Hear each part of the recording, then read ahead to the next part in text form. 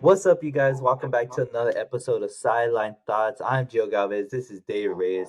John was unable to join us this time, but hopefully he'll be back for the next episode. But yourself, guys, this is our Super Bowl episode. Just giving our opinion solely on the Super Bowl and things that have gone on. But David, I want to start off like what we had a little discussion, a little debate last episode. We picked sides. We thought who was gonna win. And like I said in the beginning of my last one, I was going for a Kansas City Chiefs, but I thought, and that's what my debate side was, that the Niners were going to win it. I'm glad I was wrong. And David, you ended up being right on this one. So I'm going to let you go first. Give your opinion about the game. Either you want to start with the Chiefs or the Niners or however you want to do it. Okay, well, Gio, I had to rewatch it the whole game because I only got to see it live on the fourth quarter and the overtime, which I was happy. I was happy I got to see the overtime. Um, but that first half, 49ers had the Chiefs, right? They were controlling them defensively. They weren't letting them score. The first quarter, they were scoreless, right? Am I correct? 0-0. Both teams.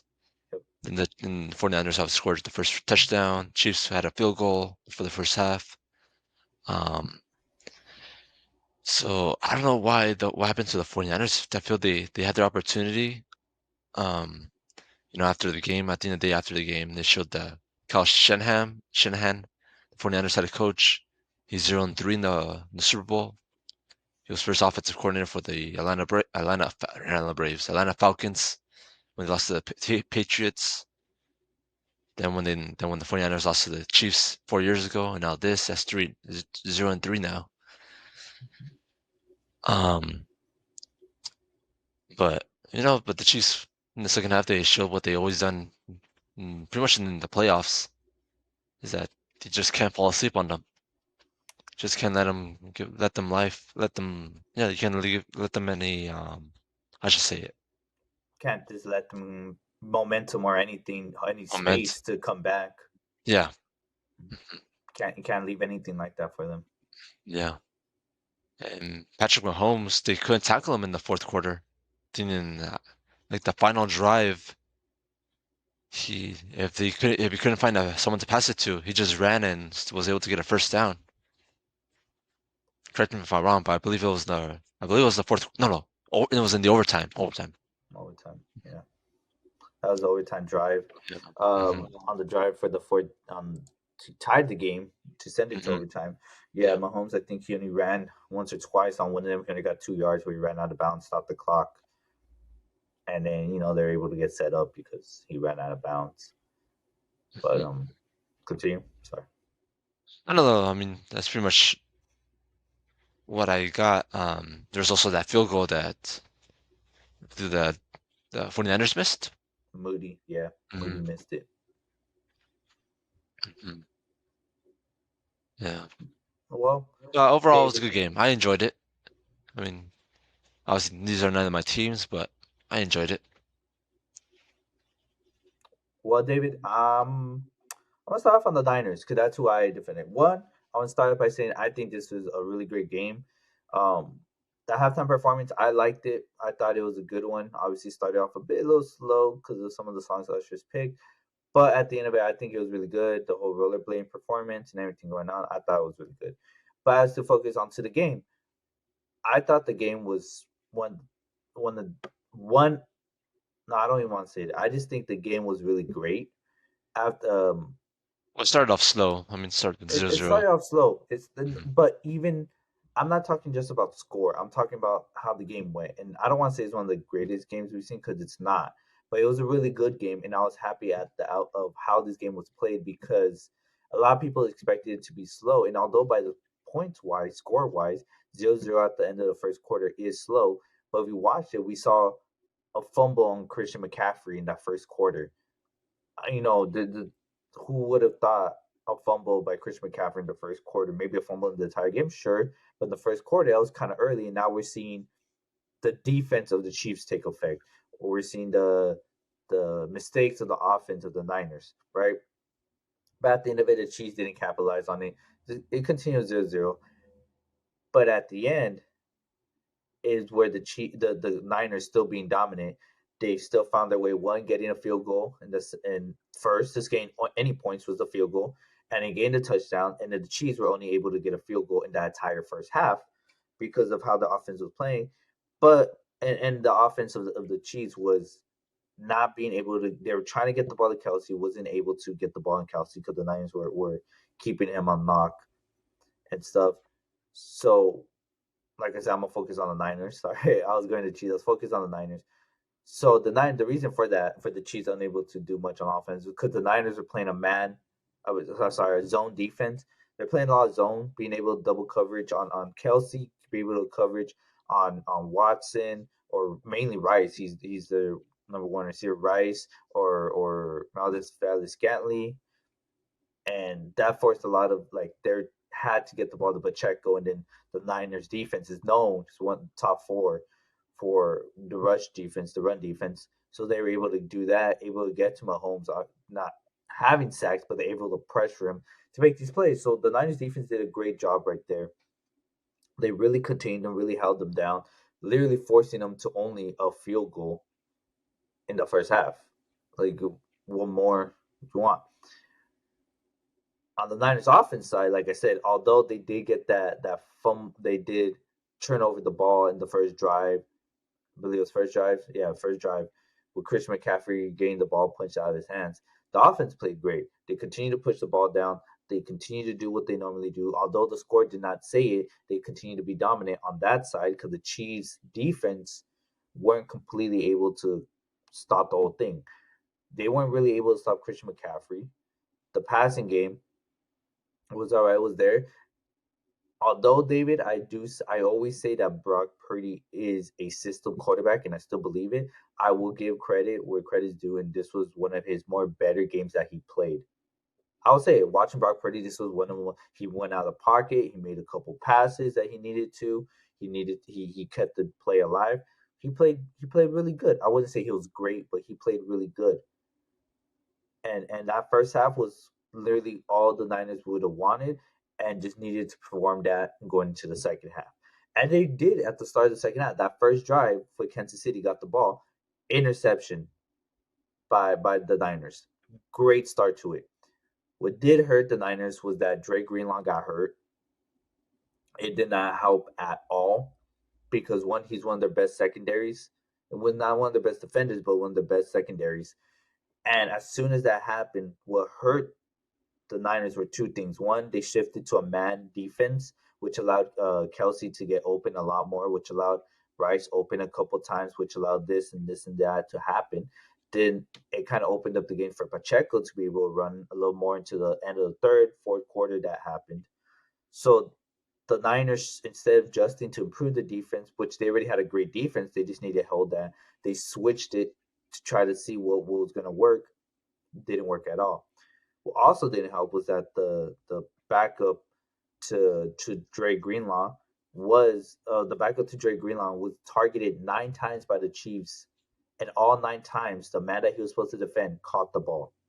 So it doesn't help when your defender, your backup defender, isn't defending the passing game, which they held so tightly in the first half. So the Niners, pretty much, that's kind of what broke down offensively. But I think in the second half, it was more. I mean, sorry, defensively, but in the second half, it was more offensively. What broke it was that one, how do you not continue running the ball with Christian McCaffrey, the best running back in the league in the country right now, and you're not running with one of the best O lines, one of the best O lines. How are you not running the ball? How you not continue go? How does he end up? How does he end the game? Even with overtime, he ends the game with one touchdown, 80 total yards. Not even 100. If he hit 100, David, I promise you, they would have won. If he hit 100, I promise you, they would have gone either kicked another field goal or probably get a touchdown or whatever the situation is. They probably would have won with those 20 extra yards. But instead, they attempted to pass the ball or run a different play that did not work. There was times where the Niners were 39, 30 and 11, whatever that situation was because of other things. Yes, the Chiefs defense that you and John talked about. Yes, the defense was good. Chris Jones pressuring Purdy has caused disrupted the Niners offense, especially towards the end. Literally on the two drives from the last drive before of regulation and the drive in OT, Chris Jones came up clutch on third down, stopped the play from happening. If he didn't pressure him, even one of them he didn't get blocked. If he didn't blitz him, that would have been touchdown either play for the Niners. So although that happened, you had to use Christian McCaffrey. Had him use him more. Had to try to get the ball out to Brandon Ayuk because you only had three catches. I believe it had like six targets, but only six catches. I mean, only three catches. Um, get the ball out more to Kittle. He only had two catches. And Debo. I mean, Debo had more, but it wasn't looking good.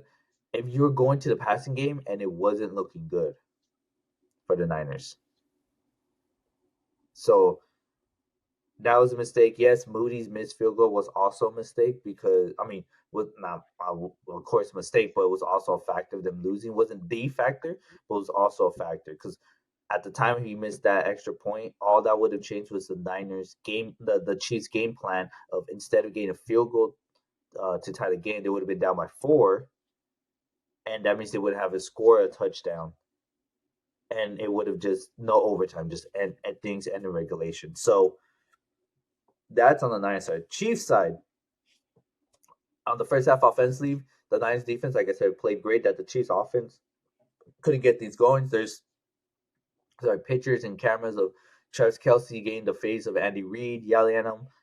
Later on, a couple of days ago from this recording, but days after the Super Bowl, they talked. Andy Reid said what Travis told himself that he understands no hard feelings, right? It's just this how they understood what each other wanted and meant and stuff. Still disrespect right there. I think that's It is. hopefully, I don't agree that hopefully any off, player should get away with doing that to their coach. mhm. Hopefully off away from the cameras, he did something for Andy Reid, an apology, but Yeah, still, they said they talked it out after, and Andy said he understood that he Travis just wanted to win, wanted to help the team, and it was because when the Chiefs fumble happened, um, the he wasn't on the field. He wasn't on the field to help out, so he was mad that he could have been on the field to help out in some sort of way, continue that drive. And speaking of the Chiefs falling, forgot to mention on the Niners side, unable to really capitalize big time on it. But anyway, so for the Chiefs, offensively again, things weren't going right. They were really struggling. They were down by 7 by halftime. But second half is where they picked it off. So again, they continued throwing that Patrick Mahomes threw that interception, but then it came back. They're going to fix it. They're fighting back like they always do. Like we saw them against the Niners 4 years ago. So saw how they did it. They came back down by 10 and continue fighting and fighting. The only thing is one. Well, wait before I say that. What helped out the Chiefs a lot was the muff punt for the 49ers. When the Chiefs punted it, it hit the Niners on the foot. It started going everywhere. Um, the Chiefs got it back. That's what kept them in the game. Would give them momentum to get back. If it wasn't for that, I think the Chiefs would have felt like they had a higher mountain to climb to get the win, and the Niners would have felt a little more safe about how they played. So all of that was going on. At the end, they were really the Chiefs were just really able to come back, able to get this going. It was too many field goals though in the game, just in general, not just by the Chiefs. Yes, the Chiefs had more field goals because they only had one touchdown in regulation, but from that, too many field goals from both sides. Or sorry, not field, yeah, field goals, mhm. and Moody missing the extra point, but too many field goals.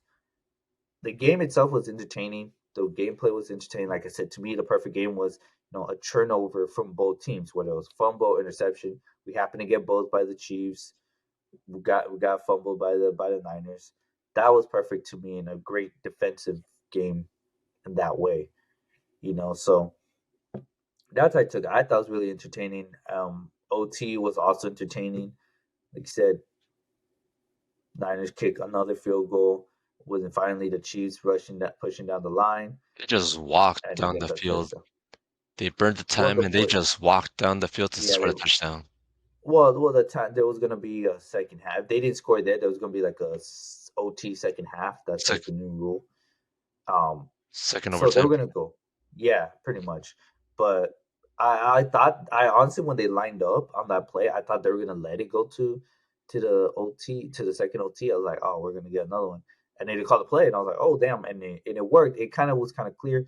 They used that play last Super Bowl as well, but it wasn't as the game winning play. It was a play like the drive right before I believe where they did it and it worked out and it gave them the lead or tied it and then the way it went back to the Eagles and things.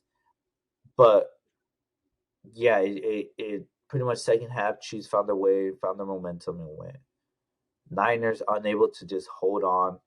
So like a lot of viewers, a lot of fans, we know this is on Shanahan. Like think about it, the defense held Mahomes to 19 points, Hmm. and in those 19 points, only one of them was a touchdown. So you held them to what, four field goals, four field goals. Imagine, and for and David, I bring this up just because the coach, the defensive coordinator of the Niners got fired, Yeah, on Wednesday, meaning I Kyle believe. Shot, huh? I think on Yeah, Wednesday. Wednesday. Yeah. Yeah, so that means Kyle Shannon, and a lot of people see it. Kyle Shannon's not taking the blame and he's putting it on someone else, which wasn't. You know how hard it is to keep Mahomes to 19 points. You know how hard that is. That was a great defense, and they're blaming him for the loss. So let's see who the new defensive coordinator is, how the Niners do next season with Kyle Shanahan still going. But And yeah, that's the coordinator's like first season with the 49ers, so I don't know if really should he really be the scapegoat for it, but he shouldn't. He no. shouldn't. I think he's a really good defensive coordinator. Any team would be lucky to pick him up. But Shanahan doesn't want to take the blame. Yeah. So, but yeah, Yeah, we'll see how much time Shanahan has if he doesn't, I don't think he's gonna be fired anytime soon. He continues to take him to the Super Bowl or to the NFC Championship game. He's taken to all of this. So I don't think his time is up yet. But give it about 2 3 years maybe. Mhm. I saw a rumor that maybe Bill Belichick, defensive coordinator, might be weird, but you never know. Never know. And you never know. Behind the scenes, it'll be Bill Belichick as the actual coach. It could be if that's Yeah. what he wants, but with the Niners, it's gonna be kind of he's a lot older. Yeah, it'll be cool. I think the only way to do it is if he brings Tom Brady back to win the Niners a Super Bowl. But yeah, that it's the chances of that are super low, almost pretty much zero. But who knows? Just, a, Who knows just, about it? just curiosity, Gio. What Yeah. channel did you watch the Super Bowl on? CBS or Nickelodeon? Oh, CBS. Oh, CBS. Yeah, we weren't. Well, so I was at work, no, huh. but we work with a different group of people, and they were allowed to have like a little barbecue and watch the games because they do kind of different work from us. So while my partner and I were going in and out, we are able to stay in a bit, watch the game, go out real quick, go back in, watch the game and stuff. So they had the game on. I'm assuming CBS. Definitely wasn't Nickelodeon, but I wasn't sure if it was Paramount Plus or like the channel CBS. But yeah, it was on there. Yeah, no, I heard about the whole Nickelodeon and stuff, but we weren't gonna watch on that. SpongeBob and Patrick as commentators. It was kind of Yeah, cool. Sandy as a I think I reporter. sent you and John the video of where they had the actual voice actors with the phone on their face. They sent it to you? Uh, don't recall. I don't think No? we did. Okay, but it was cool No, because they had it on TV. Obviously, it was SpongeBob and Patrick, but it's different. Yeah, behind the scenes, they had Tom Kenny and I forgot the Patrick's voice actor. They had a phone in their face, and that's how they were doing the they were game with filming. the other announcers. For me, it was cool, and I saw some highlights on YouTube, and I like you gotta verbally grasp it. Doing, Yeah, hey, Christian McCaffrey's fumble. Yeah, that yeah. was. They're like when Patrick is roasting you for fumbling the ball. But yeah, no, it was fun. It just that was for the kids to get the younger audience in, and It you was know, not for kids. It was pretty for people our I'm gonna listen. age. It was for our age. Those that grew up with watching Nah, I SpongeBob. wasn't gonna just give me Tony Romo. David, one thing I wanted to bring up because of this playoff, run and the loss in Super Bowl. 49ers Brandon Ayuk kind of sending some cryptic messages saying that, you know, his girlfriend first went off saying that this might have been her boyfriend Brandon Ayuk's last time being at Levi Stadium, being in Santa Clara. Then Brandon Ayuk tweeted something saying, "Don't forget where you came from." And then his best friend, which is also his brother, tweeted something saying almost like he probably not going to be back in San Francisco. Now we're looking. Now he has a fifth year option, which will be this upcoming season. He hasn't picked it up yet. Now, nor do we know if he will or not. He's going to be a free agent if he doesn't. Now there's speculation. Now Brandon Ayuk was the second best wide receiver on the team. He showed to the Niners, in my opinion, watching them, he showed that he is capable of being or he is a great wide receiver. And he was able to help out the team even when Debo was out. He was able to make these catches, kept these drives going. He improved a lot, and it wasn't just from the season that happened. It was from the season before. You kind of see sparks of it and things going on. And this season, he just played so much better. But of course, he was still the wide receiver too. And I think in a lot of other teams he was to go, he'll be wide receiver two instead for specific ones where he maybe be wide receiver one. But now the thing is, are Niners going to try to keep him? Are they going to let him go? Because they do, they're letting go of their second best wide receiver. Now, who you gonna? Is it Ray McLeod? Is it Juwan Jennings taking that second string? Because those are like the third, fourth. How they play. Um, so who's going to be taking that second string spot? And then it's speculation. We don't know if he's going to leave and where he's going to go. I was talking to my friends and I told them maybe just throwing it out there, just spitballing. Maybe Arizona Cardinals because he went to Arizona State for college, so maybe you want to go back there. Maybe it's another team that's going to offer him the money he wants, the contract he wants, whether it's through the guaranteed or through the overall total cash. So it's just gonna be interesting, David, to see. He wasn't happy. Like we said, he's only caught three passes against Packers, three passes against the Lions, three passes against the Chiefs in the Super Bowl. He has a total of nine catches in that drive. He was targeted six times, eight times, and I believe six times again. So he was about halfway. He was about half of his targets. Who knows? I'm just bringing this up to say who knows where he goes, what his options are, you know. But yeah, that's one thing that's interesting. I think it's the effect of the Super Bowl, not winning it, and things like that. So, yeah, David, so is there anything else you would like to say?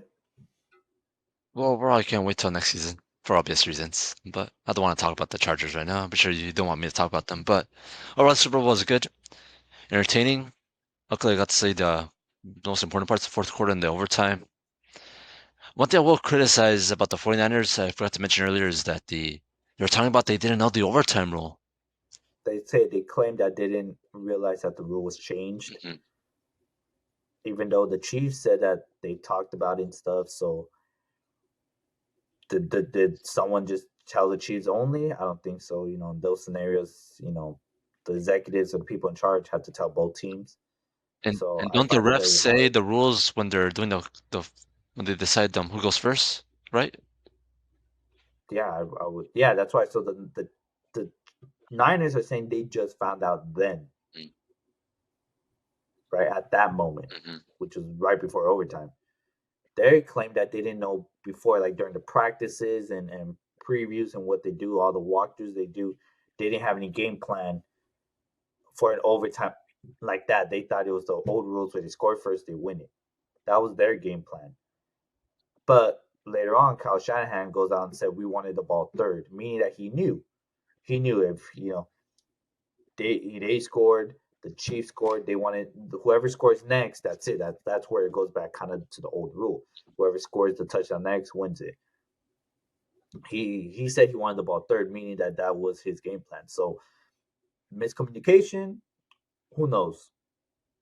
I just find it hard to believe that the Niners did not know that that was going on. And if that is true, the players are telling the truth, then that means it was the coach, it was Shanahan, or it was whoever it was in charge of supposed to communicate that to the players instead of just keeping it within the coaches. So there's many people to blame. Well, I think Kyle Shanahan doesn't look good, to be honest, for this.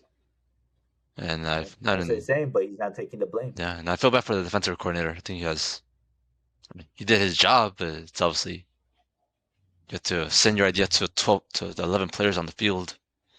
It's not always going to work out perfectly, but Yeah, but I just want to throw out that although I am not a Chiefs fan, and I'll never be a Chiefs fan, but I did want them to win this because gladly I'm happy we do not have Niner fans or even just any people saying that Brock Purdy is like a top 10 quarterback. I'm just happy there's no one saying Brock Purdy did. Brock Purdy won the Niners Super Bowl. No, no. He's a system quarterback, and until he could prove it by either playing with a terrible Niners team, which doesn't look like it's going to happen soon, with Niners team where he has to carry, or goes to a bad team where he has to prove that he is a player, he was carrying that team, and other factors are the reason why they're bad. And I don't think he's going to do that. He's not going to put himself in that position. So until he could prove it somehow, he's still system quarterback. He's not one of the best, and I'm glad that Patrick Mahomes was able to shut it down and say, "Hey, it's not who you think he is. Mahomes is who we think he is." All right, 3 Super Bowl wins and 4 Super Bowl that he's gone to in the last 5 years. Crazy, huh? and who did he lose to this first Super Bowl to? Tom Brady passing the torch. Yep. It just now the only thing that kind of hard, David. Now I don't want to say sucks, but just a little bit hard. We're in the Chiefs dynasty. It's gonna be a little boring seeing the Chiefs go to the Super Bowl so many more times. I mean, you never know. They have the new obstacle in their division now, so we'll see what changes happen. Well, I hope again, not a big Chargers fan, but I do hope you guys give them a problem. Maybe you guys take that first in the AFC. I mean, look, Jim Harbaugh was an obstacle for Pete Carroll and the Seahawks to build dynasty, so mhm. He might be able to do it, and I hope you guys do. I really hope you guys do. But that's for another episode where we talk about teams. We're definitely gonna have a draft episode. Or talk about like pre-draft, talk about whatever we think, and then the draft after. Mhm, Because David, I think you might want to look into some possible draft players out of college for your Chargers. mhm. So, but anything else you'd like to add? No, dude, we're good now. I got everything out of my system. All right, well, guys, thanks again for listening. This is our Super Bowl episode. Unluckily, John wasn't able to be here, but thank you guys. This is Sideline Thoughts. I'm Joe Galvez. That's David Reyes. See you guys next time. See ya.